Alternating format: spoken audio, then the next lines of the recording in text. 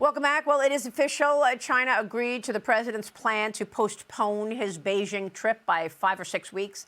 The three-day summit and meeting with Xi Jinping was initially scheduled for the end of the month, March 31st. We don't have a new date specifically, but it will be, the president told us, within 5 or 6 weeks. The commander-in-chief also saying he needs to stay stateside in Washington through the ongoing Iran conflict as he prioritizes energy policy and securing the Strait of Hormuz. Now, Beijing has rejected President Trump's request to help secure the key oil passage. He's asking allies to send warships there. But China is claiming to urge all parties to, quote, immediately stop military operations and avoid further escalation. Joining me now is Gatestone Institute Senior Fellow Gordon Chang. Gordon, of course, last time you were with us, you were very clear. You maintained that President Trump should not go to China, obviously, during this conflict. And, of course, we all agree with that. The commander-in-chief needs to be here while this war is underway. But I want to get your take on China's support for Iran, because, you know, while we all talk about, President Trump wants all the allies to send warships to the region, and of course, most of them, we'll hear what Japan says today. She's at the White House. Most of them have said, no, we're not going to do that. I mean, the idea that China would send a warship to Iran when we know how complicit China has been, and we've been talking about this for so long. Talk to us about that, your reaction to China during this conflict. Maria, clearly Beijing does not want to change the status quo. Yeah. And the reason is that it's getting oil through the strait. Iran is letting tankers on the way to China go through the strait. And so why should they have any participation in something where they're always getting what they want anyway? So, it is unrealistic to think that the Chinese would help us at this critical moment. Well, I mean, it's even more than that. I mean, China has been helping Iran, you know. I mean, we've identified plenty of ways that China has been helping Iran over the last years and certainly months. And the Journal this morning is out with a new piece. They write this, how China is quietly helping an isolated Iran survive. Writing this, since the U.S. and Israeli militaries began striking late last month, Beijing has offered Tehran limited public support, but its longstanding support for Iran could grow increasingly critical as the war continues. China, as we know, has helped sustain Iran over the years, including oil sales. I mean, China buys 90+% of Iran's exports. They've done it through shadow banking, weapons and rocket fuel, and helping Iran build and maintain international ties.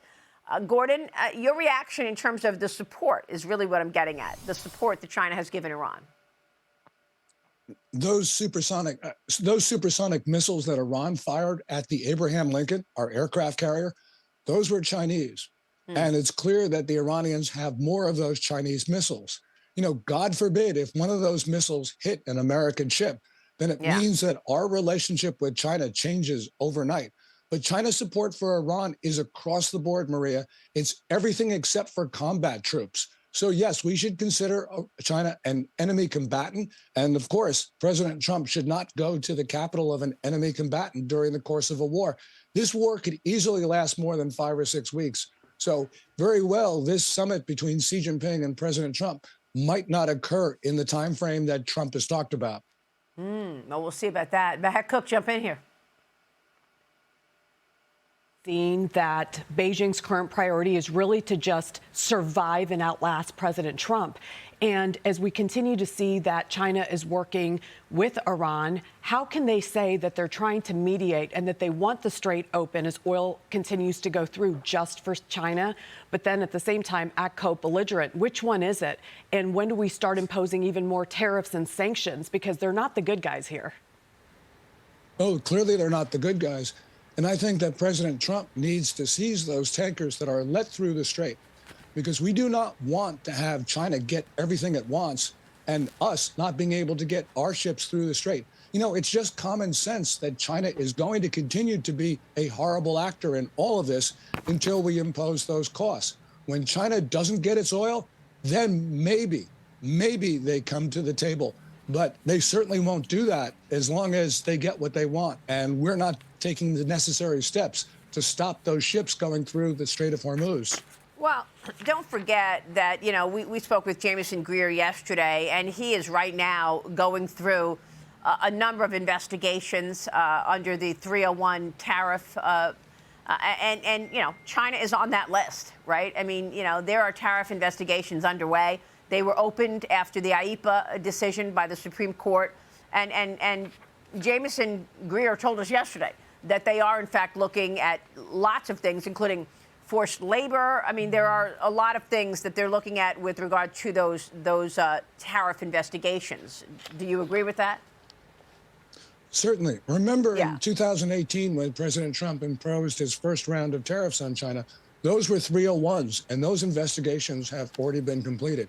Right. It's clear that China uses forced labor, and under Section 307 of the Tariff Act of 1930, products made with forced labor may not be imported into the United States. So we do not need a 301 investigation. All we need is customs at the border, making sure that those products do not enter our country. No investigation needed, Maria.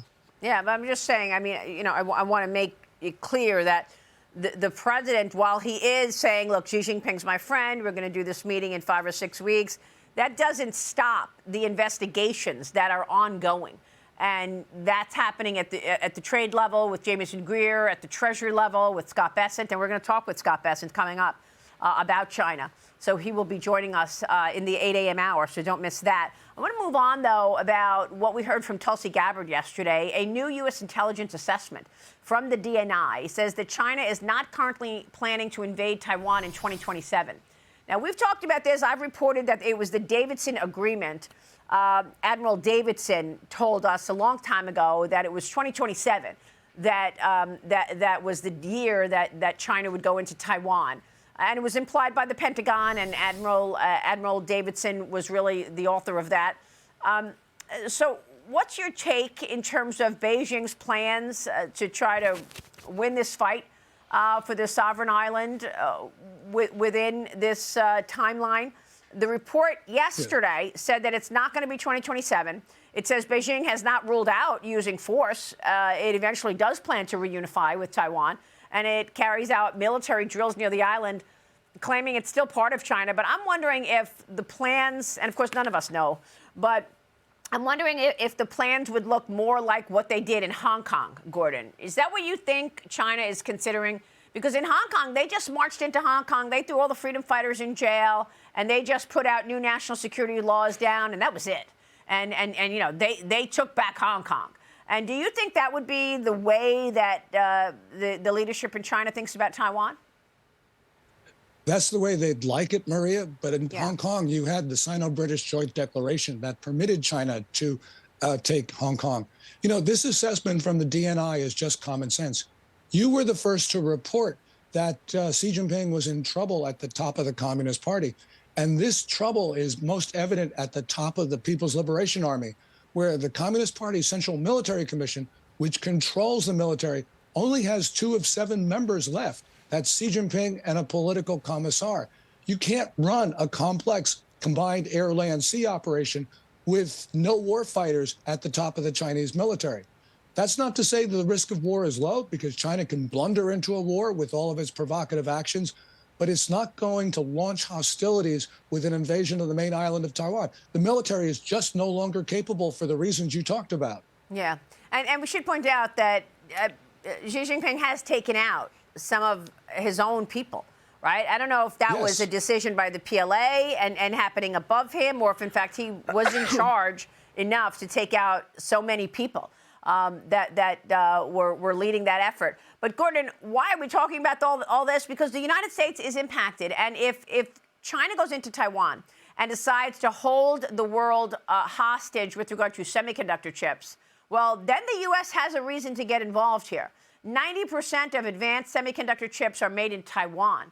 That's one of the reasons President Trump has told all these guys, get your supply chains to America. We cannot rely on adversaries to make such important stuff. Semiconductor chips not just go in our phones and our devices, but in our weaponry. So, Gordon, what about that? And what are the implications of China taking over Taiwan when such important production is done for semiconductor chips that the U.S. needs? Yeah, one Taiwan company, TSMC, makes 92% of the world's most sophisticated semiconductors. The other 8% is made by Samsung in a country whose leadership does not like the U.S. But there are other reasons to defend Taiwan. It is, a test of credibility of American resolve. As well, this is in the middle of our Western defense perimeter. It has been since the 19th century. So we need to defend Taiwan for many reasons. By the way, just a side note, what I'm hearing from sources within business, memory prices are soaring right now. The hyperscalers, they're trying to build out all their data centers, they're taking up all the memory chips.